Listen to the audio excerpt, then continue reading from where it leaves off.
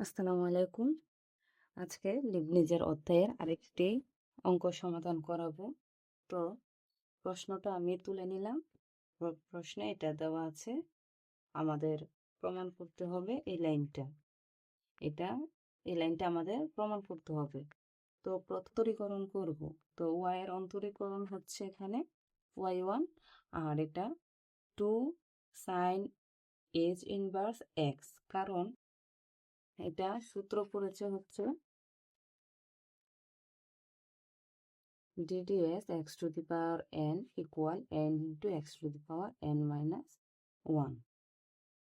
তো আমরা এই লাইনটাকে এটাকে যদি অন্তরীকরণ করি, এটা হচ্ছে x, এটা হচ্ছে n, তাহলে x to the power n, তাহলে nটা সামনে নিয়ে আসলাম, এই হচ্ছে x, আর n minus 1, 2 থেকে যদি 1 বিয়োগ দিই তাহলে 1 থাকবে। কিন্তু এখানে এটা তো x নয়, আমরা x ধরে করেছি, তো সাইন এইচ ইনভার্স এক্স এটার অন্তরীকরণ হবে 1/√1 প্লাস এক্স স্কোয়ার, কারণ এটাও একটা সূত্র যে DD x sign inverse x এর সূত্র হচ্ছে এখানে 1/√1 প্লাস এক্স স্কোয়ার। এখন দেখো যে এই লিবনিজের এই অঙ্কগুলি করতে গেলে ভগ্নাংশ রাখা যাবে না, তো সেজন্য আমরা এটা ওই পাশে নিয়ে গেলাম। তাহলে এখানে ভাগ আকারে ছিল, ওখানে যাওয়ার পর গুণ আকার মানে গুণ হয়ে গেছে, এখানে যা আছে তাই লিখলাম। এখন বর্গ করলাম, কোনো রুট থাকা যাবে না, তো বর্গ করে দিলাম। দেওয়ার পর এখন দেখো এই লাইনটা ঠিক আছে, আর এটার মান এখানে ওয়াই, এটার মান ওয়াই, এজন্য এখানে ওয়াই লিখে দিলাম।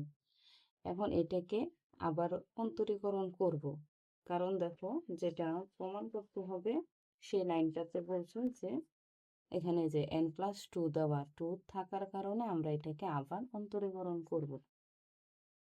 তাহলে দেখো এটাকে যদি ইউ ধরি, এটাকে যদি বি ধরি, ইউভির সূত্র পড়লো, প্রথমটাকে স্থির রেখে পরেরটাকে আমরা অন্তরীকরণ করব।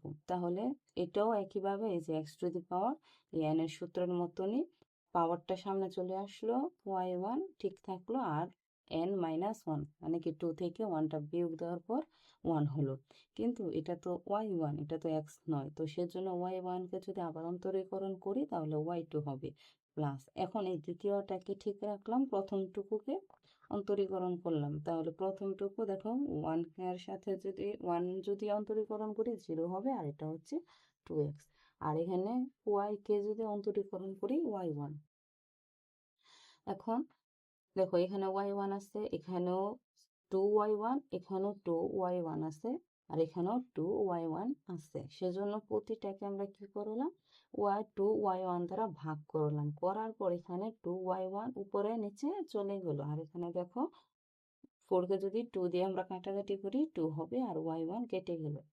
এখন করব লিবনিজের উপপাদ্যটা আমরা প্রয়োগ করব। এই লিবনিজের উপপাদ্যটা প্রয়োগ করার ক্ষেত্রে এই যে x যুক্ত পদটাকে আমরা প্রথমে ঠিক রাখবো y2, আর এখানে দেখো y2 আমরা এখানে যা থাকবে তার সাথে n যোগ করব। এখানে যদি 3 থাকতো n+3, এখানে যদি 1 থাকতো n+1, তো n+2 দিলাম প্লাস, পর হচ্ছে nc1, সূত্র অনুযায়ী nc1 দেব, আর এই যে x যুক্ত পদটাকে আমরা অন্তরীকরণ করব, এটাকে যদি অন্তরীকরণ করি 2x থাকবে, আর এখানে yn+2 তার সাথে -1, আবার সামনে গেলে -2, আরো সামনে যদি যাওয়া হয় তাহলে -3 হবে প্লাস, পরে হচ্ছে nc2। এখন এই 2x কে অন্তরীকরণ করব, 2 হবে, আর yn+2 এর সাথে -2 আমরা দিয়ে দেব।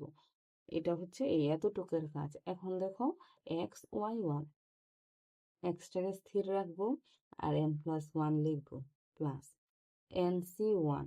এখানে দেখো এই যে y এর সাথে n+1 ছিল, এখানে 1 ছিল বিধায় এখানে n+1 দিলাম, আর এখানে হচ্ছে -1, যেহেতু এটা এখানে 1 সেজন্য আমরা একবারই এখানে যাব, এখানে 2 ছিল সেজন্য আমরা দুইবার nc1 nc2 দিয়েছিলাম, আর এটা 0 হয়ে যাবে, এখানে কোনো x যুক্ত পদ নেই।